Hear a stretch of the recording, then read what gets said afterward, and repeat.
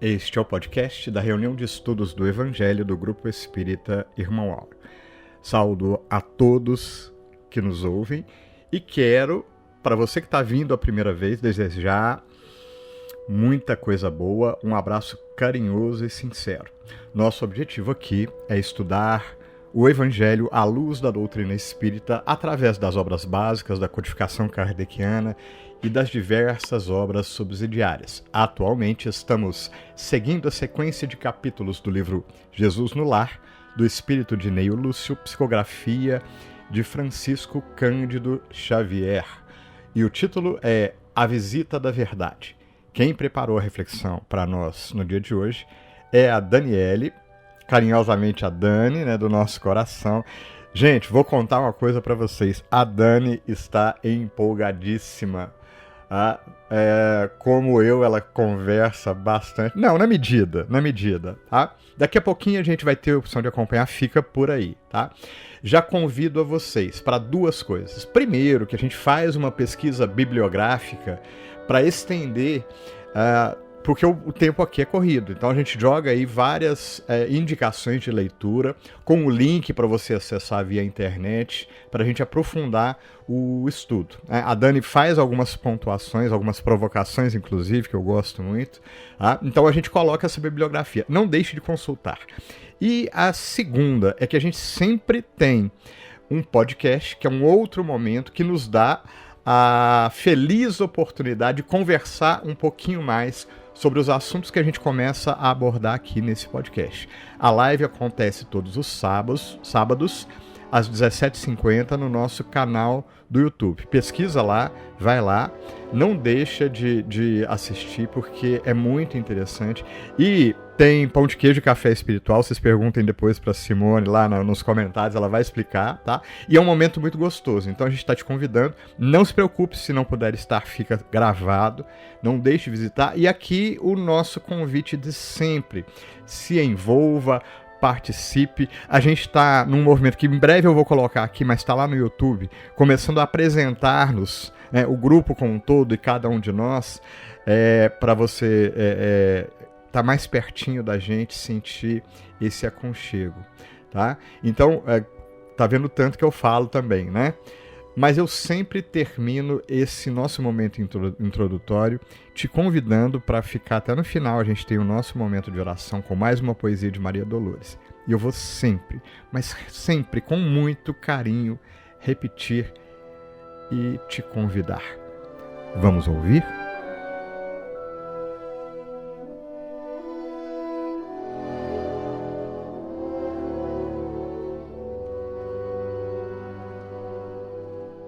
Bom dia, boa tarde, boa noite a todos os ouvintes do podcast dessa semana.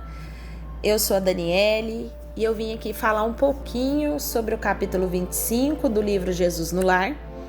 Esse capítulo é intitulado A Visita da Verdade. Bom, quando a gente pensa na palavra verdade, nós conseguimos lembrar várias passagens que estão no Evangelho, em outros livros espíritas e creio também de livros não espíritas onde a gente encontra essa palavra. A primeira coisa que eu vou fazer então nesse estudo, pessoal, é ler alguns trechos do próprio Evangelho e de outros locais na qual então se explica o que seria essa verdade. Lá no Evangelho segundo o Espiritismo, tem um trecho que fala justamente o seguinte: ora, ninguém neste mundo poderia alimentar fundadamente a pretensão de possuir com exclusividade a verdade absoluta. Lá no Evangelho de São Mateus, capítulo 5, versículo 17 e 18, é falado assim: não penseis que eu tenha vindo destruir a lei e os profetas. Não vim destruir, mas cumpri-los. Porquanto, em verdade vos digo, que o céu e a terra passarão. Outra parte que está lá no Evangelho é essa aqui. Um dia, Deus, em sua inesgotável caridade, permitiu que o homem visse a verdade varar as trevas. Esse dia foi o advento do Cristo. E em João, capítulo 18, versículo 33, está assim: Disse-lhe então Pilatos: És, pois, rei? Jesus lhe respondeu: Tu o dizes, sou rei. Não nasci e não vim a este mundo, senão para dar testemunho da verdade. Aquele que pertence à verdade, escuta a minha voz. Bom, além dessas passagens, creio que vocês também devem estar lembrando uma parte que Jesus fala, né? Que eu sou o caminho, a verdade e a vida. Ninguém vai ao Pai se não for por mim. E eu busquei também a explicação da palavra verdade por alguns filósofos.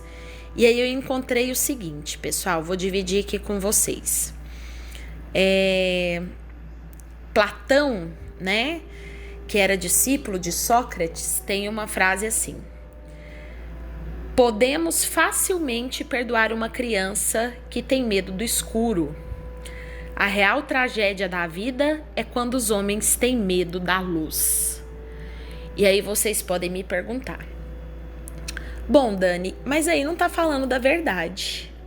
Mas nesse capítulo que nós vamos estudar hoje, Jesus explica para Simão Pedro que a verdade total é a luz divina total. Ele vem nos mostrar que a verdade é a própria luz. E ele fala que o homem ainda está longe de suportar-lhe a sublime fulguração. Outro filósofo que eu trouxe para a gente poder começar a falar sobre esse capítulo, né, pessoal, é Aristóteles. O que será que Aristóteles tem para nos trazer aí sobre a verdade, né? Para Platão e Aristóteles, a verdade seria a exata correspondência de um enunciado com a realidade da coisa por ele proferida. Para Aristóteles, na busca da verdade, percorremos 4 degraus fundamentais. Ignorância, que é o estado de completa ausência de conhecimento do sujeito em relação ao objeto. Então, ignorar é desconhecer. Segundo, dúvida, estado em que determinado conhecimento é tido como possível, mas as razões para afirmar ou negar alguma coisa estão em equilíbrio. Terceiro, opinião, estado em que o sujeito julga ter um conhecimento provável do objeto. Afirma conhecer, mas com temor de se enganar. E por fim, o último degrau seria a certeza, estado em que o sujeito tem plena firmeza do seu conhecimento em relação ao objeto. O conhecimento surge como algo evidente. O conceito de verdade, pessoal, né? Como correspondência, ele ficou celebrizado pela definição de Santo Tomás de Aquino, segundo o qual falava: a verdade é a adequação do pensamento às coisas reais. Bom, dito isso, tudo, né, que eu trouxe aí sobre as passagens sobre a verdade, a gente pode começar a ler essa historinha de Jesus. Bom, para quem conhece um pouco dos apóstolos, né, Simão Pedro era um dos apóstolos bem, assim, indagadores de Jesus, né? Eu imagino que eu ia ser mais ou menos um Simão Pedro, porque eu ia querer saber de tudo o porquê. E como Jesus falava em histórias ou em parábolas, às vezes alguns dos apóstolos ficavam ali, né, e dos seus discípulos ficavam sem entender muito bem o que estava acontecendo naquela história que Jesus contou. Será o que ele queria mostrar com isso aqui que ele falou? E nesse capítulo em que Jesus conta a história do homem que estava nessa gruta escura, Jesus deixa bem claro mesmo, e a gente coloca a nossa carapuça e amarra bem firme de que a verdade para nós ainda é muito difícil de ser vislumbrada. porque todos nós preferimos ainda viver na ilusão. Então Jesus deixa bem claro no final, né, desse capítulo, que a maioria de nós preferimos, quando a gente encontra com a verdade, correr dela. Então todo mundo, quando tem a oportunidade de encontrar com a verdade, né, fica todo assim, né? Eu quero saber a verdade, o que é que tá acontecendo, por que não me ajuda, por que eu fiz isso e não fui reparado nisso, né? Mas aí na hora que aparece mesmo o que aconteceu, às vezes alguns de nós ficamos envergonhados, mas a verdade é que acontece isso aqui que Jesus fala no final. Costumamos fugir apressados, mas antes de fugirmos, vamos voltar lá no início. Bom, começa então assim: certa feita, disse o mestre que só a verdade fará livre o homem. E talvez porque ele não pudesse apreender de imediato a vastíssima extensão da afirmativa, pergunta-lhe Pedro no culto doméstico: Senhor, o que é a verdade? Jesus fixa no rosto enigmático uma expressão enigmática e responde: Simão, a verdade total é a luz divina total. Entretanto, o homem ainda está longe de suportar a sublime fulguração. Bom, e aí Jesus, como eu disse, reparou que o pessoal ainda estava precisando de esclarecimento, e aí ele meditou um pouquinho e fez como qualquer um outro professor, né, pessoal? Vamos explicar de novo. E aí ele conta essa história. Numa caverna escura, onde a claridade nunca surgira, pessoal, numa caverna escura onde a claridade nunca surgira, Jesus falando isso, você imagina uma caverna escura com a claridade que nunca apareceu? Não, né, pessoal? A gente já pensa assim, isso Jesus queria dizer o seguinte: uma pessoa que não enxergava as suas imperfeições, né? Olha só, como que Jesus é cauteloso numa caverna escura onde a claridade nunca surgira. Demorava-se certo devoto implorando o socorro divino. Coitado, declarava-se o mais infeliz dos homens e, não obstante em sua cegueira, sentir-se o melhor de todos. Então, olha só, ele estava então numa caverna escura, né? E essa caverna aparece para nós aí, parece que definindo que é uma pessoa que não está conseguindo enxergar direito o que está acontecendo na vida dele. Lembra muito a gente aquela história da alegoria da caverna, né, de Platão também, das pessoas que ficavam presas dentro da caverna e que conseguiam ver somente sombras, né, do que era, não conseguiam ver os objetos verdadeiros, só viam as sombras, né, que depois Platão veio mostrar para nós que seria o mundo inteligível, que seria as coisas verdadeiras, né. Bom, onde a claridade nunca surgira. Então, o que quer dizer isso, né? Aonde a verdade nunca apareceu, né? Já que ele mostra para nós aqui inicialmente que a verdade é a luz. Bom, ele se sentiu o melhor de todos, então demonstra que é uma pessoa orgulhosa, muito raro de se encontrar hoje em dia, né, pessoal? E aí o ambiente que ele estava, ele achava o ambiente terrível, né? Ele falava que o ambiente era fétido, né? Fedido, o ar sufocava, e ele gritava em gritos comoventes, pediu uma porta libertadora que o conduzisse ao convívio do dia claro. E ele afirmava robusto, apto e aproveitável. Ele não entendia, né, pessoal, por que ele estava naquele insulamento doloroso, o que é que ele tinha feito, chorava, bradava, mostrava as aflições, as exigências. Que razões o obrigava a viver naquela atmosfera? E aí, então, o ponto principal é por que motivo ele se encontrava ali? E aí, quando Jesus fala nessa história dessa parte, o que vem em minha mente? Será que ele estava ali por vontade própria? Porque a gente já conhecendo as historinhas de Jesus, antes de chegar no final já penso, né? Poxa vida, será que ele tá ali por vontade própria? Ele que tá querendo ficar ali, né? Será que essas razões foram impostas? O que será que está acontecendo? E aí nós vamos ver agora o que está acontecendo. Já que ele clamava para o Pai maior, né? Para o nosso Pai, o que o nosso Pai faz? O Pai atende o Filho, né? E aí Deus falou assim, né? Deus mineiro. Vou mandar primeiro a fé. E aí ele manda a fé. Quando ele manda a fé trouxe para esse nosso personagem, né? A sublime virtude da fé exortou-o a confiar no futuro e persistir na oração. Adivinhe, colegas, companheiros e amigos do GEA e fora do GEA que estão escutando esse podcast de hoje. Não adiantou. O infeliz consolou-se de algum modo, mas adivinha, em breve tempo voltou a lamuriar.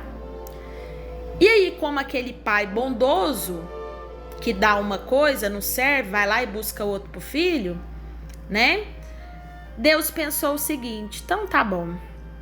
Aí vou mandar então outra coisa. A fé não adiantou, né? Então eu vou mandar a esperança. Quem sabe a esperança, né, dê certo. Aí chegou a esperança, e a esperança afagou-lhe a fronte suarenta, né, de suor.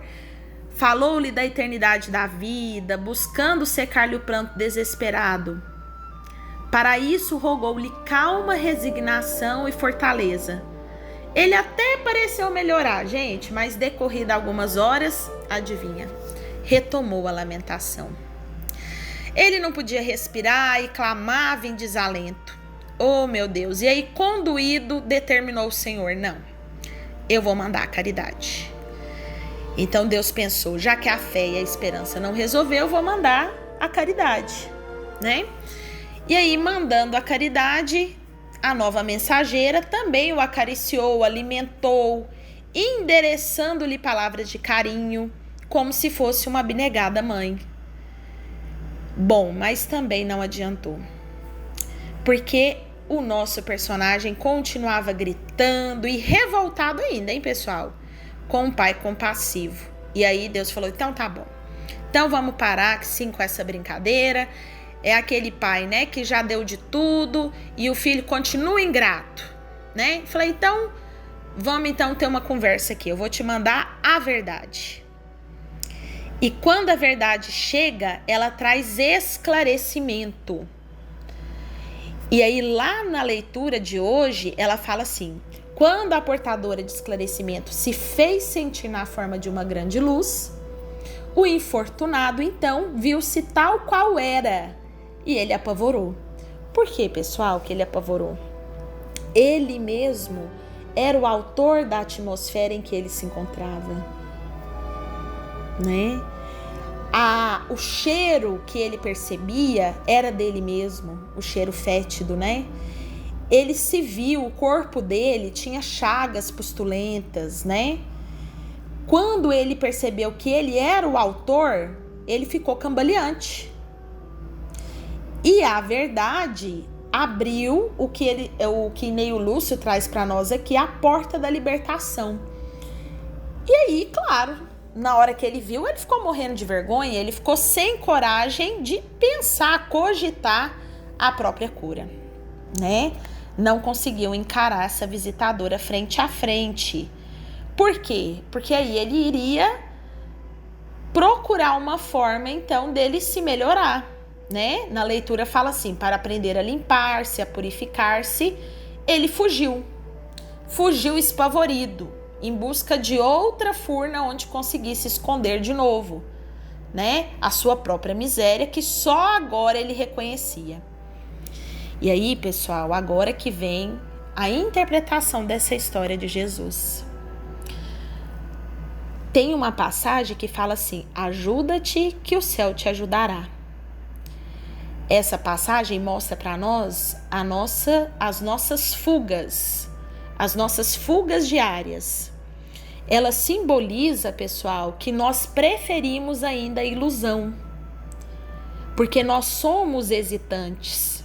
E quantos esconderijos nós procuramos? Em quantos? né? Em quantos esconderijos nos escondemos para a gente fugir dessa liberdade em que a verdade nos dá. E no final do capítulo, né, o mestre fala assim: assim ocorre com a maioria dos homens perante a realidade. Sentem-se com direito à recepção de todas as bênçãos do Eterno, né? Nós achamos que nós somos merecedores de todos esses direitos. E gritam fortemente, implorando a ajuda celestial.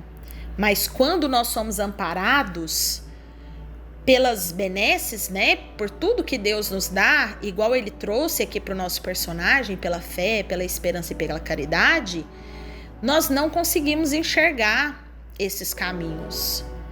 E aí a gente acaba, às vezes, nos consolando por momentos. E depois nós voltamos a reclamar. E aí, quando a verdade brilha, ele traz aqui, né, no finalzinho do capítulo, mostrando a nossa condição, e nós espíritas podemos pensar aí na nossa condição de milênios, enquanto espíritos errantes, em diversas encarnações, né? Aí a gente costuma fazer o quê? O que é mais fácil do que resolver? Fugir. E olha só, Jesus usa a palavra apressado, quer dizer, fugimos apressado, né? Quanto mais corrermos, melhor e mais rápido, né? Para fugir da vislumbração de igual aconteceu aqui com o personagem da história de Jesus. Para a gente não poder ver as nossas chagas, para a gente também não poder enxergar as nossas chagas que ele fala aqui purulentas, né? E por conta disso, em busca desses esconderijos tenebrosos, nós conseguimos viver então numa falsa ilusão de que não recebemos do céu aquilo que pedimos, mas no fundo, o que nós gostamos mesmo, né, pessoal? Se a gente for fazer essa análise, é de responsabilizar o nosso Pai, ou de responsabilizar os outros que convivem conosco. Esse estudo de hoje vem nos abrir os olhos sobre como que é que cada um de nós estamos lidando com as nossas dificuldades e como estamos lidando com aquilo que recebemos, porque quando nós pedimos, nós recebemos. Isso está escrito lá no Evangelho. Pedi e a porta abrir-se-vos-á. Pessoal, esse é o nosso estudo de hoje. Fiquem com Deus. Um abraço a todos. E em nosso momento de oração de hoje, te convidamos a seguir em prece a poesia de Maria Dolores, Verdade e Amor. Era ele um cristão de crença pura. Caminhava na vida mostrando fé vibrante, fronte erguida, devoto da verdade e da bravura. Escrevia e pregava em verbo ardente, vergastava costumes e preceitos, exigia no mundo irmãos perfeitos, reclamava virtude em toda a gente. Alentava, no entanto, antigo anseio entretecido de carinho e luz. Nas súplicas ao céu, dia por dia, clamava e ansiosamente repetia em alto devaneio: quero encontrar Jesus, quero encontrar Jesus. Sonhava a ver e ouvir o mestre amigo, abraçá-lo, retê-lo, depois testemunhar-lhe todo o zelo que trazia consigo a inflamar-se de amor. Mas ei-lo a procurar em andanças no mundo erros, falhas, defeitos, cicatrizes, a fim de levantar o látego infecundo sobre os irmãos caídos e infelizes. Páginas primorosas escrevia com lindas conferências de permeio, no intuito de afastar do campo alheio as nódoas que ele acaso percebia. Tempos rolaram sobre o tempo mudo, e nada mais fazia o cristão combatente. Entretanto, em matéria verbal, sabia tudo que fosse amargo ou deprimente. Em nome de Jesus, erguia a frase rara, qual bisturi que corta, poda e apura. Manejava a palavra fina e rara em constante censura.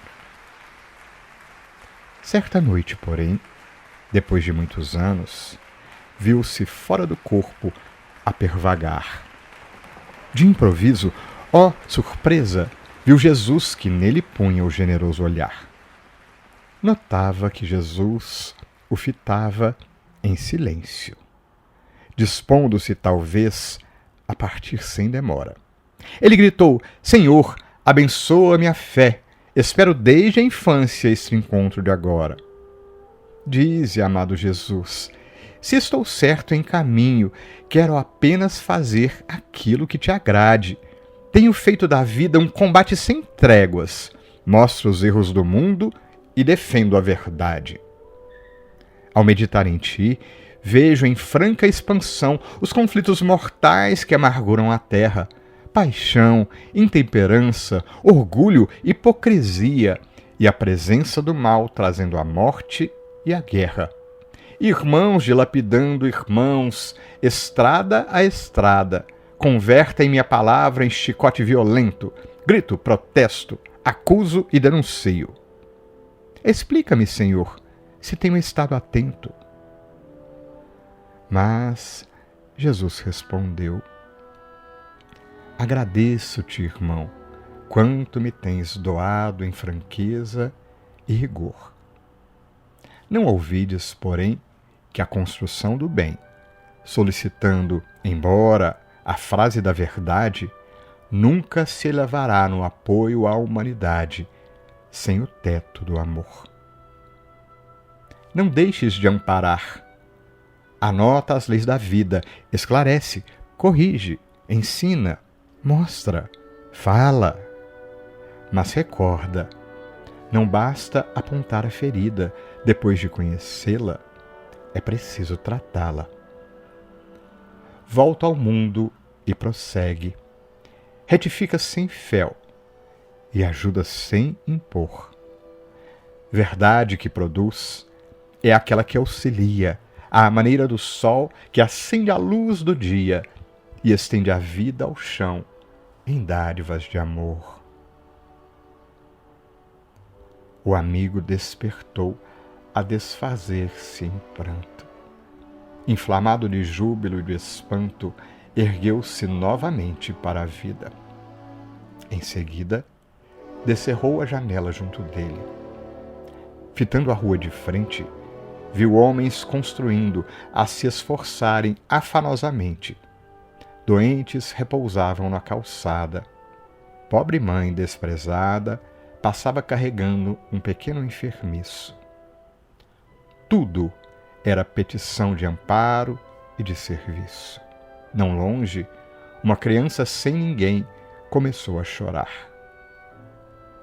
Nisso, ele ouviu de novo a voz do mestre amado no íntimo do ser, qual se estivesse ali, respirando a seu lado, presente a lhe dizer: escuta, meu irmão, posso falar-te aqui, na paz do coração. Depois disse, baixinho: se queres atingir a luz do eterno lar, eis em teu mundo mesmo os marcos do caminho. Trabalhar e servir. Servir e trabalhar. Graças te damos, Pai do céu. Que assim seja.